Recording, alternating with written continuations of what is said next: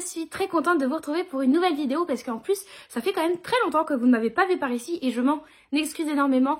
J'ai eu besoin de reprendre un petit peu de temps pour moi, loin du tournage, loin du montage, j'ai l'impression d'être une star quand je dis ça, mais loin de tout ça, voilà, pour reprendre un petit peu de temps pour moi, profiter. J'ai été pas mal sur Twitch aussi dernièrement, enfin... Vous me direz pas plus que d'habitude, mais je m'épanouis énormément sur Twitch, donc vraiment je favorise cette plateforme par rapport à YouTube. Ça ne veut pas dire que sur YouTube je ne m'épanouis pas, juste que ça demande beaucoup plus de temps que je n'avais pas à lui accorder dernièrement. Mais me revoilà, et c'est le plus important, n'est-ce pas? Je vous avais manqué, je sais. Non, c'est pas vrai, hein, c'est pas vrai. Cette fois-ci, je pense à vous le dire en début de vidéo, si vous voulez me soutenir mais que vous ne savez pas trop comment faire, déjà pensez bien à vous abonner. Évidemment, l'abonnement c'est ce qui fait le plus plaisir. Lâchez un petit like sur la vidéo et mettre un commentaire. Et si vous ne savez pas quoi mettre comme commentaire, vu que nous allons parler d'avis lecture et qu'il y a quand même du très très bon qui se profile là pour l'avis lecture du mois d'avril, mettez un emoji qui vous inspire le bonheur, vous inspire la joie et quelque chose de cool. Même si c'est juste un pouce en l'air en emoji, je prends, ça me va. Alors, donc aujourd'hui, effectivement, on se retrouve pour faire un bilan lecture sur mes lectures du mois d'avril. Je vous prends très tardivement et je vous le poste très tardivement puisque comme je vous dis, j'ai pas tourné là pendant un bon bout de temps et je sais pas, j'arrivais pas à trouver la motivation et l'envie de vous filmer ces vidéos. Et donc ces livres sont en stand-by sur ma desserte depuis quand même un certain temps. Désolée, j'ai un petit cheveu. Donc ouais, ces livres sont en stand-by depuis un certain temps pour moi. Mais déjà, de toute façon, je les regarde un petit peu. Ouais, les avis de tous les livres que je vais vous présenter pour ce bilan-ci sont déjà disponibles sur mon profil Instagram, donc n'hésitez pas à venir me suivre sur Instagram si vous voulez avoir un avis lecture en avance. En général, je poste sur Instagram mes avis lecture avant de vous les présenter en vidéo, donc n'hésitez pas à venir me suivre sur Instagram aussi, ça serait très très chouette, sachant que on n'est pas très loin de passer la barre des 1000 sur Instagram, donc merci beaucoup à vous. Et puis bah comme ça vous permet aussi de me suivre un petit peu au jour le jour à travers les stories, puis d'avoir les petits avis lecture, ça fait toujours plaisir. Donc ici je vais vous présenter 2, 4, 5 romans et une BD. C'est pas énorme, mais c'est vrai qu'au mois d'avril j'ai pas beaucoup lu, j'ai eu du mal à lire, je sais pas, à me dégager du temps, à trouver la motivation, je sais pas, je pense que je me suis un petit peu sentie débordée par le challenge, le Tarot Book Challenge, parce que, je sais pas, je me suis sentie très cloîtrée par ce challenge, alors que c'est bizarre, parce que techniquement, je me fais une palle tous les mois, donc de base, je restreins un petit peu mes horizons de lecture, et là, je sais pas si c'est vraiment ça, ou si j'ai juste moins eu de temps à accorder à la lecture, il y a eu ça aussi, j'ai eu moins de temps à accorder à la lecture. Tout ça pour dire en bref que je vais avoir moins de livres à vous présenter sur ce bilan lecture, mais il n'en reste pas moins que sur les 2, 4, 6 lectures que je vais vous présenter, il y en a 4 qui sont quand même très très bonnes. Donc ça n'augure que du bon et on démarre tout de suite avec la première lecture du mois. J'ai tout d'abord commencé par lire un des livres, je pense, qui me faisait le plus peur, que j'avais mis dans le Tarot Books Challenge. Je ne sais plus, je crois que je l'avais mis sur la carte du diable et c'est déjà le livre que j'avais eu le plus de mal à... Enfin, la catégorie que j'avais eu le plus de mal à remplir. Au final, j'avais trouvé ce livre-là qui est une des reliques de ma palle que je vous avais présenté dans ma vidéo, les reliques de ma palle. Je vous mets le lien juste ici et je suis très contente de l'en avoir sorti. Il s'agit de L'Orange Mécanique, écrit par Anthony Burgess et ici publié chez Pavillon Poche de Robert Laffont. Alors c'est un tout petit livre, vous voyez qu'il y a un post-it ici, alors déjà trop mignon mon post-it, mais il y a un post-it pour une très bonne raison puisqu'il se réfère à un glossaire. Je vais commencer par vous parler de ça parce que le glossaire est quelque chose qui est extrêmement important dans ce bouquin, qui utilise un vocabulaire qui est très particulier puisqu'on va suivre ici Alex qui est un jeune, on est dans un monde futuriste, mais dans un monde dystopique, on nous dit, mais qui aurait pu se passer. C'est un monde dystopique, mais en même temps qui est daté un petit peu de l'époque d'Anthony Burgess, où en gros on va suivre des petites bandes de racailles comme ça qui opèrent la nuit et qui sévissent, on va dire, avec différents types de violences, que ce soit de la violence physique, que ce soit de la violence morale, va aussi y avoir des vols, des agressions, enfin bref, ils sont vraiment pas chouettes et ça peut aller très très loin. Il y a de la violence sexuelle aussi, préparez-vous hein, si jamais vous ne saviez pas. Moi je m'attendais pas à ça parce que là Alex, je crois qu'il a 16 ans, 15-16 ans, donc il est très jeune, donc il commence très jeune. Et en gros, tous ces enfants, parce que c'est des jeunes, c'est des adolescents, tous ces adolescents ont un vocabulaire particulier qui est extrêmement utilisé, sachant qu'on est à la première personne. Et donc du coup, ce glossaire, voilà, qui fait quand même plusieurs pages, il fait 5-6 pages de glossaire, va être extrêmement important, puisque sans ça, vous n'allez rien comprendre au récit. Et ça a été pour moi un gros point négatif sur ce roman. Cette idée que on ait besoin constamment, vraiment, je pense que si je commence la première phrase... si je regarde la première page, bah déjà on nous dit « il y avait moi », autrement dit Alex et mes 3 drougs.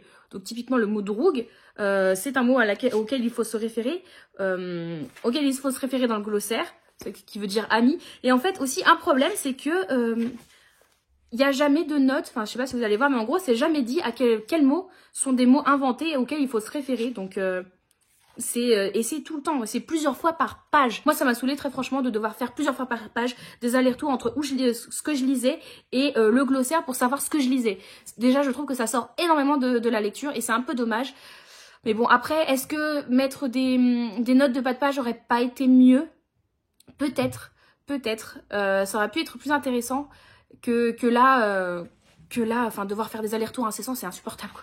C'est insupportable. Ou alors, parfois, peut-être, au niveau de la traduction, nous mettre entre parenthèses ce que veut dire le mot, si c'est un mot qui revient qu'une seule fois, plutôt que de se faire l'aller-retour, on se dit, de toute façon, c'est un mot qui reviendra une ou deux fois dans le texte, tu me le mets maintenant entre parenthèses, enfin, je sais pas, mais peut-être, moi, ça m'a sorti de ma lecture et ça m'a pas permis d'apprécier ça à sa juste valeur, et pourtant, le livre est vraiment très intéressant, et je comprends pourquoi c'est un classique, puisque, comme je vous disais, notre personnage principal, Alex, lui, du coup, est dans un groupe de potes et va se faire, au bout d'un moment, arrêter durant une... Je crois qu'il est rentré dans la propriété d'une vieille dame dans l'objectif de lui voler ses biens, et cette vieille dame a alerté la police, et il se fait arrêter et lâcher lâchement, c'est le cas de le dire, vraiment lâchement, par ses potes, et donc il se retrouve tout seul à être enfermé, en fait, à être en prison, et en prison on va lui faire subir une sorte de nouvelle, comment ils ont appelé ça, et lui faire subir un traitement chimique, voilà, qui le rend allergique à toute forme de violence. Donc il suivra ce traitement qui sera très rapide, je crois qu'en l'espace d'un mois son traitement est fini, et il le relâche dans la foulée, puisque c'est un nouveau traitement qui a pour but justement de garder les criminels que très peu de temps et de les relâcher tout en sachant qu'ils ne seront plus jamais coupables de quoi que ce soit. Et en effet, Alex, à partir de ce moment-là, il sera en liberté, et dès qu'il sera victime lui-même de violence, en fait, ça va remonter et ça va le rendre malade, parce que on va nous décrire ce traitement qui est quand même complètement abject. C'est-à-dire que vraiment c'est un traitement qui prend l'idée de soigner le mal par le mal. Voilà, concrètement l'idée c'est ça, et c'est vraiment pas ouf, mais c'est un roman vraiment qui est très intéressant, parce qu'il pose la question de finalement quel est le bon châtiment pour des criminels qui font subir des choses, qui sont coupables de choses horribles. Est-ce qu'il y a vraiment une bonne sentence? Est-ce que ça remet en cause aussi, est-ce que finalement la peine de mort serait pas mieux parce qu'il vit dans une vie misérable par la suite? Est-ce que finalement juste l'incarcérer à perpétuité serait pas mieux? Ça remet en question plein de choses, et sur vraiment comment traiter les criminels. Je trouve que c'est intéressant, ça amène ce sujet-là qui je pense était assez d'actualité au moment où ça a été écrit, et je suis contente de l'avoir lu. Maintenant je suis curieuse de voir le film, parce que je pense qu'au niveau du film et du vocabulaire, parce que ça a vraiment été ça pour moi le gros point noir, ça a été ce vocabulaire qui est incessant, de devoir faire des allers-retours glossaire lecture. Je pense que dans le film ça sera peut-être plus fluide, bien que le film je pense qu'il soit un peu daté maintenant. Je ne sais plus de quand il date, parce que cette photo-là vient du film, il date de 71, mais c'est un film de Kubrick, donc de toute façon c'est un classique à voir. Et maintenant que j'ai lu le livre, c'est bon, je pourrais le faire. Quand je vous disais que sur 4 de mes 6 lectures de ce mois-ci, il y avait des très bonnes lectures, là j'ai commencé par vous présenter je pense ma moins bonne lecture du mois d'avril. Je vais continuer avec la seconde lecture qui n'a pas été une énorme révélation, un énorme coup de cœur, qui a été une lecture sympa, mais sans plus. Il s'agit de Blick. Du coup, c'est une BD écrite par Squeezie et illustrée. Alors attendez, est-ce que je vais rouvrir ça? Est-ce que c'est pas écrit sur la couverture et c'est bien dommage. Illustré parce qu'il y a plusieurs illustrateurs. Illustré par Diane Fayol, Anne-Clotilde Jam, Vladimir Rozak, Dan Vigne et Julien Lelièvre. Pardon. Donc en fait, on a plusieurs illustrateurs. Et ce qui se passe, c'est que là, ça va reprendre un petit peu le concept des threads d'horreur de Squeezie sur sa chaîne YouTube. Je sais pas si vous regardez vraiment la chaîne de Squeezie. J'imagine que tout le monde connaît plus ou moins Squeezie, au moins de nom.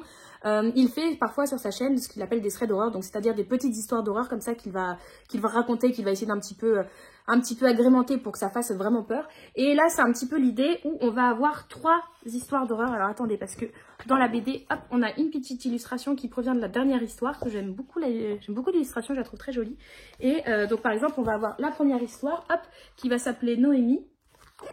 Et voilà, on va suivre 3 histoires. Je vais pas vous parler des histoires parce qu'elles sont vraiment, pour le coup, très très courtes. Et elles font, genre typiquement, Noémie fait 25 pages. Donc 25 pages d'une BD, c'est vraiment très court. Et on va avoir 3 histoires comme ceci. J'ai bien aimé, c'était sympa. Mais comme je vous dis, pour moi, le gros point négatif, c'est que c'est court. C'est vraiment très très court. C'est une BD qui, en tout et pour tout, pour 3 histoires différentes, fait 70 pages. Donc déjà pour une BD avec une seule histoire, 70 pages, je trouve que c'est pas très long. Mais alors là c'est très court. Donc pour moi, c'est le gros point négatif, c'est que ça aurait mérité soit une 4e histoire pour que ça soit que je comprenne le concept de la BD, ou au moins plus étiolé, plus étoffé les 3 histoires présentées, parce que là c'est vrai que c'est court. Après ça n'en reste pas moins bon, j'ai vraiment beaucoup aimé les histoires, j'ai pas frissonné non plus, en plus je suis une flippette, mais j'ai pas frissonné, mais je vous avoue que ça, pendant la lecture je me suis dit, oh, mais si ça existe vraiment. Et pour moi à partir du moment où je me suis posé cette question là, je me suis dit ouais c'est bon, c'est réussi. Donc c'est sympa, il y a le tome 2 de la BD qui est sorti là, on est au quel mois? On est au mois de mai. Il y a le tome 2 de la BD qui est sorti au mois de mai, je vous spoil, on se l'est acheté avec Axel et déjà rien qu'à regarder il est plus gros, la BD en elle-même est plus grosse et j'ai vu le retour de qui, je crois que c'est les lectures de Dobby sur Instagram qui l'a lu là récemment, hier ou avant-hier, vraiment j'ai vu son retour et elle disait qu'elle avait beaucoup aimé et en fait comme moi elle avait trouvé la première assez courte et elle est contente parce que visiblement la deuxième est beaucoup plus dense au niveau du texte et au niveau des histoires, donc ça c'est très chouette, donc j'ai très hâte de découvrir la deuxième. En tout cas la première avait été sympa mais sans plus. Après c'est une BD donc ça se lit très vite, ça vous permet de faire un entre deux grosses lectures par exemple. On commence maintenant à rentrer dans le vif du sujet avec des lectures que j'ai vraiment beaucoup aimées et je crois que celle que je vais vous présenter maintenant c'est, je pense, ma meilleure lecture du mois d'avril. Il s'agit du Pont des Tempêtes, écrit par Daniel Jensen et publié aux éditions Brajlon. Je l'ai ici dans sa version reliée qui chatoie très bien, avec un très beau jaspage. De toute façon, je vous l'ai déjà présenté. Hein. Quand on retire la jaquette, hop, il est comme ceci, avec les illustrations et la carte du monde derrière. Vraiment très bel objet livre. Je vais vous refaire légèrement le speech ici parce qu'on l'a tellement vu passer partout que je pense que vous savez déjà de quoi on parle. On va suivre ici Lara qui a été entraînée par son père avec ses sœurs pour pouvoir tuer le roi du royaume voisin, donc le royaume de Maridrina, qui est fait d'une façon assez particulière puisque c'est un royaume pont, on va dire. C'est un royaume pont, c'est-à-dire que c'est un petit archipel d'îles qui est relié par un pont et qui a une très forte importance politique et surtout commerciale et économique du coup avec les royaumes voisins qui sont complètement dépendants de ce pont pour pouvoir faire circuler les marchandises.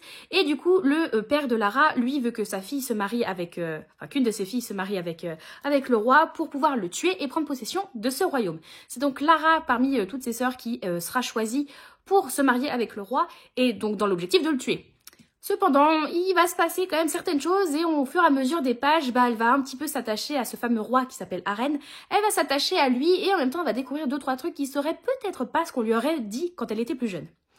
Voilà, je vous en dis pas plus au niveau du résumé, c'était une très bonne lecture, vraiment, je sais pas si c'est un coup de cœur, je ne pense pas que c'était un coup de cœur, mais c'était une très belle lecture, une très belle romantaisie. Alors pourtant, je suis pas la plus grosse lectrice de romantaisie, mais c'est pour le coup, celle-ci était vraiment très chouette. J'ai aimé le personnage de Lara, que j'ai beaucoup aimé, parce que c'est vraiment un personnage qui est très dur au fond d'elle, parce que elle a été éduquée vraiment à la dure, pour le coup, éduquée pour être une assassin. Donc elle n'a pas trop connu d'amour maternel, paternel, même entre les sœurs, ça n'avait pas l'air d'être le grand amour non plus. Et avec ce seul objectif dans la vie de tuer quelqu'un. Donc c'est quand même pas le plus gros leitmotiv. Quand on a 8 ans, on se dit pas et si j'allais tuer lui là-bas? Non, c'est pas trop le délire normalement. Et en même temps, on va avoir Arène en face qui est finalement roi depuis peu de temps dans son royaume pont et qui, on se rend compte sur qui pèse quelque chose quand même de très lourd parce que c'est un boulot monstre d'être roi d'un royaume comme ça, duquel tant de gens dépendent, donc il a quand même un rôle très important à jouer et on se rend compte que tout n'est pas facile et qu'il y avait qu'il y a des difficultés sur place auxquelles sont confrontés les habitants, auxquelles on ne s'était pas douté. Donc voilà. Là, évidemment, comme je vous disais, c'est de la romantaisie. Donc on va avoir une petite romance. On va avoir une romance entre Lara et Arène, qui sont de toute façon mariés. Donc sur le papier, ils ont carrément le droit et même ils sont fortement encouragés à consommer leur union. Et on va avoir une romance entre eux et c'est une si belle romance, vraiment une romance qui est pleine de consentement et ça fait vraiment plaisir parce que c'est quelque chose sur lequel j'ai du mal dans les romantaisies en général où bon, le consentement on le met un peu au placard et là carrément pas, vraiment. Arène va être enfin l'un comme l'autre, mais surtout Arène va lui demander à chaque fois est-ce que tu es ok? Et c'est tout bête, mais le fait de voir des phrases comme ça dans des livres de fantasy, ça fait plaisir de se dire ah, c'est pas parce qu'on est dans la fantaisie, qu'on est dans un monde imaginaire, que tout est beau, tout est bien, que le consentement est complètement oublié. Non, c'est important et c'est bien de le remettre en avant. Et donc ouais, leur relation est très belle. Les enjeux aussi auxquels ils seront confrontés tous les deux, hein, chacun, que ça soit les deux ensemble ou chacun de leur côté, est vraiment très intéressant. Et perso, je me suis vraiment prise au jeu et je me suis dit et là, si ça va pas, c'est vraiment la grosse merde. Hein. Donc, à partir du moment où je me suis sentie autant impliquée dans le roman, pour moi, c'était réussi. Juste à la fin, Il y a un retournement de situation, on le voit un peu arriver, on va pas se mentir.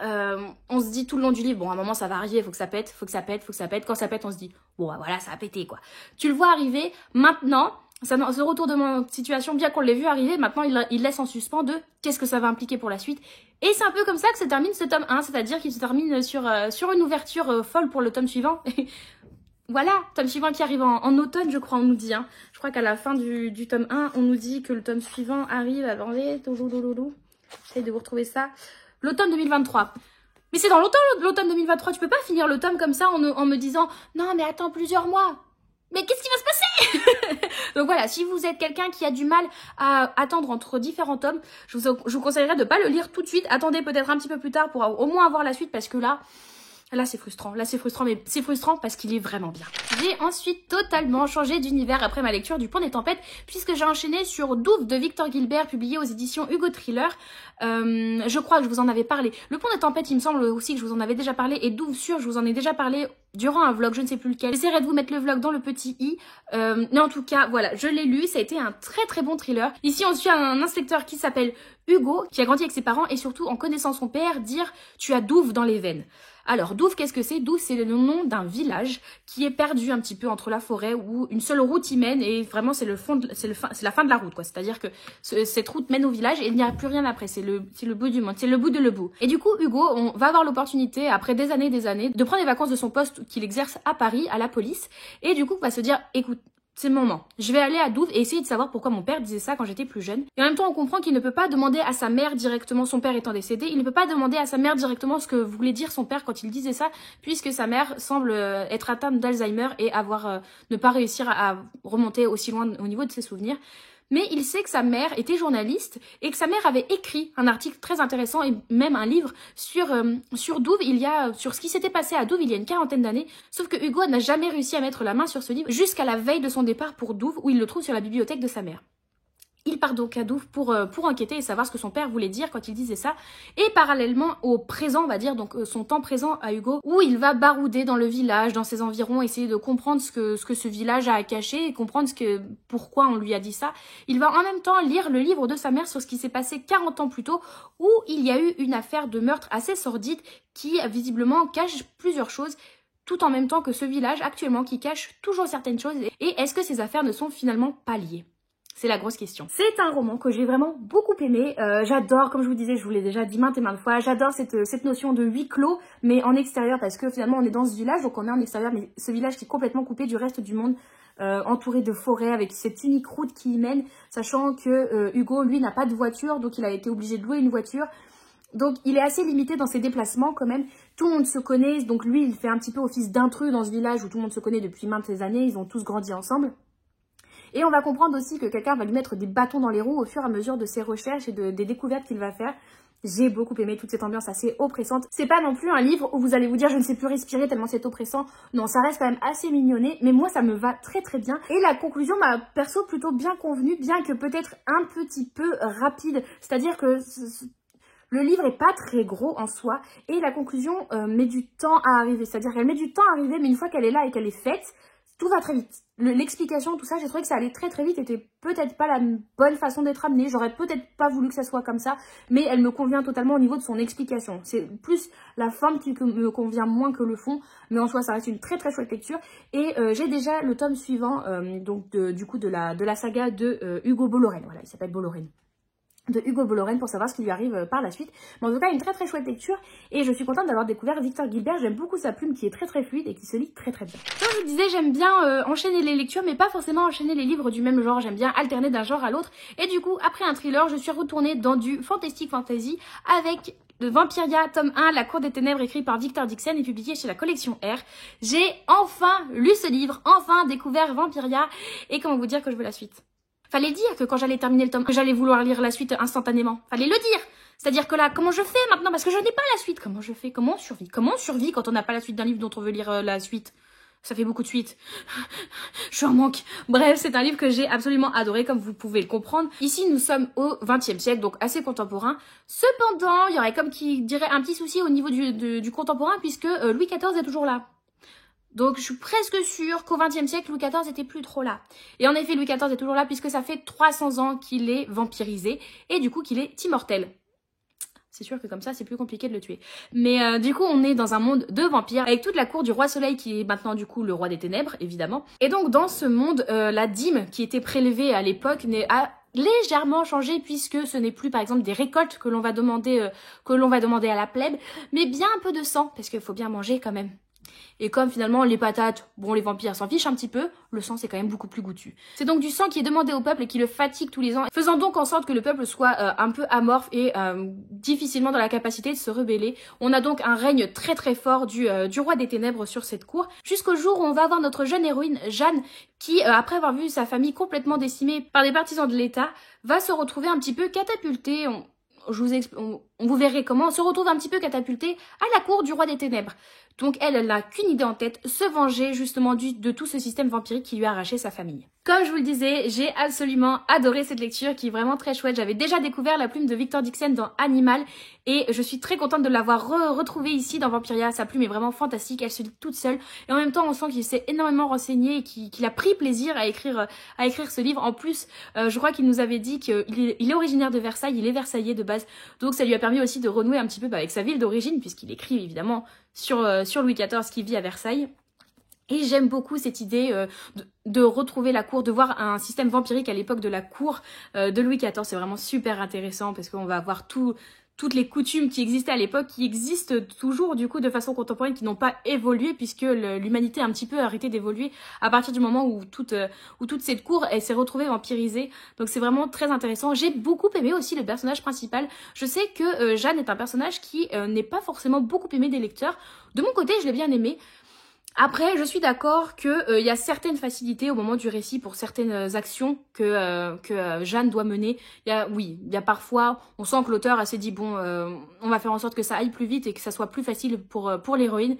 Certes, ça se sent, mais ça n'empêche pas que j'aime beaucoup Jeanne, puisqu'elle va jamais perdre des yeux l'objectif qu'elle s'est fixé, c'est-à-dire se venger. Elle ne va jamais le perdre malgré les différents obstacles qu'elle va croiser au fur et à mesure de sa quête. Et j'aime beaucoup, et ça se finit surtout sur un cliffhanger de fou furieux. J'ai vraiment besoin de savoir la suite, enfin c'est pas possible. Donc sachant que Victor Dixon vient en dédicace à Lyon en juin, je crois encore, hein, donc un an après, il revient je crois fin juin sur Lyon en dédicace à l'occasion de la sortie du premier tome de la deuxième trilogie de Vampiria qui se passera cette fois-ci aux États-Unis, enfin en Amérique. Je me dis qu'il faut absolument que je finisse de lire la première trilogie à cette occasion-là, donc c'est-à-dire dans un mois. Donc il me reste un mois pour lire les 2 tomes de Vampiria et qu'il faut que je me procure. Enfin j'aimerais bien me procurer vraiment. Et comme ça pouvoir acheter Vampiria Americana, je crois que c'est tome 1 à l'occasion de sa venue en dédicace, ça serait vraiment chouette. En tout cas vraiment je vous le conseille et je comprends toute la hype qu'il y a autour. Perso j'ai aussi adoré. Et enfin on termine sur ma dernière lecture où encore cette fois revirement complètement de genre puisque nous arrivons dans du post-apocalyptique avec le premier tome d'Autre Monde de Maxime Chatham publié ici au livre de poche qui s'appelle L'Alliance des Trois. Alors c'est une saga que j'ai dans ma palle depuis des années, vraiment très longtemps, que je n'ai pas encore eu l'occasion de découvrir, que ma mère a déjà lu. Ma mère l'ayant lu m'a dit mais il faut absolument que tu le lises, tu verras, tu pourras plus t'arrêter quand tu auras commencé.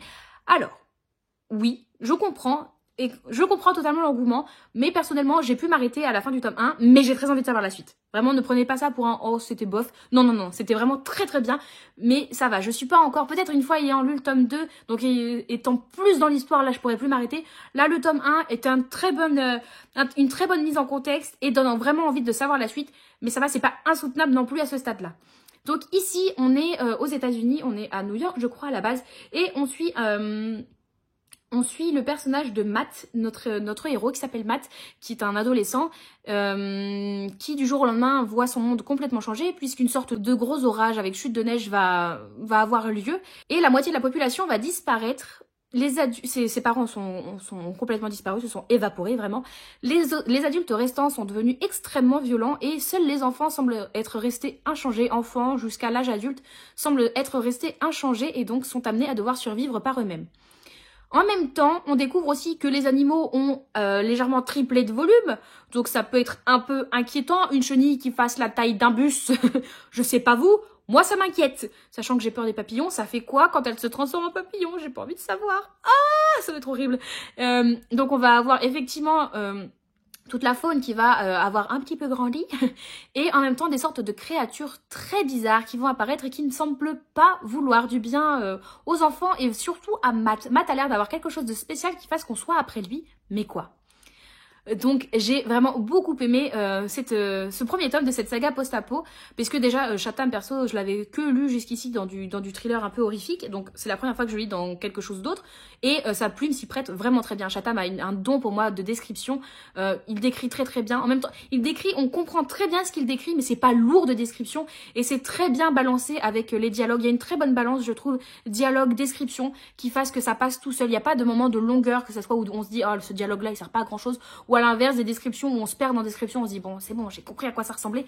Non je trouve que ça c'est très très fluide, le chapitrage aussi est très bien fait et en même temps les adolescents que l'on suit, j'avais peur de ça, que en suivant des adolescents, on ait parfois des réactions ou des mentalités où on se dise ouais bon l'adolescence c'était clairement pas la meilleure période de ma vie, mais là finalement on est sur des adolescents assez matures et justement qui ont appris à réagir et à vivre en conséquence de ce monde post-apocalyptique où ils se retrouvent un petit peu confrontés à eux-mêmes. Et j'ai beaucoup aimé les trois personnages du coup que l'on va suivre, donc c'est Matt, Tobias et comment elle s'appelle, on va avoir Ambre aussi, donc ça va être les trois personnages que l'on va suivre, donc l'alliance des trois, et que j'imagine on va voir évoluer au fur et à mesure de la saga. C'est une très bonne mise en bouche, on en apprend un petit peu plus sur l'univers, mais en même temps il y a encore énormément de zones d'ombre et on comprend que par la suite le monde va extrêmement s'étendre par rapport au voyage que vont entamer nos trois héros, puisque là on est sur un début d'univers comme je vous disais, on nous explique un petit peu vraiment les bases et on comprend qu'ils vont crapahuter pour essayer d'en comprendre plus et pour pouvoir essayer d'avancer eux et se battre contre ce mal qui a l'air de rôder et qui ne leur veut pas du bien. Vraiment une très très chouette saga, je vous en reparle au fur et à mesure de mon avancée dedans, mais en tout cas une bonne mise en bouche et j'ai très hâte de la continuer. Donc un très très bon bilan lecture de mon côté, avec pour moi des lectures quand même pas mal du tout, vraiment il en ressort du bon. Je trouve que certes j'ai moins lu, mais j'ai lu des choses de qualité je trouve et je suis très contente, je regrette aucune de mes lectures, je n'ai fait aucun abandon, il n'y a aucune lecture où je me suis dit bon vivement que ça se termine, j'en peux plus, donc je suis très très contente. Pour moi c'est un très bon bilan lecture, bien que petit, des fois il faut favoriser la qualité à la quantité. Et c'est ce que j'ai fait ce mois-ci. Dites-moi vous en commentaire, qu'est-ce que vous avez lu au mois d'avril? Qu'est-ce que vous en avez pensé? Est-ce que vous avez déjà lu un ou plusieurs des livres que je vous ai présentés? Est-ce que certains vous ont intrigué? Dites-moi tout ça en commentaire, je vous y attends et c'est avec grand plaisir que je vous réponds comme à chaque fois. N'hésitez pas à liker, commenter, vous abonner et si vous êtes vraiment sympa à partager cette vidéo. C'est vraiment adorable à chaque fois que vous me souteniez et merci beaucoup à vous, vous faites grandir la chaîne et vous m'apportez du baume au cœur tous les jours, donc merci énormément les copains, vous êtes au top.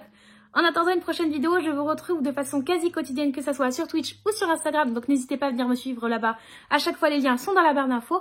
Et en attendant une prochaine vidéo, je vous souhaite à tous de très très belles lectures et à une toute prochaine. Bye bye!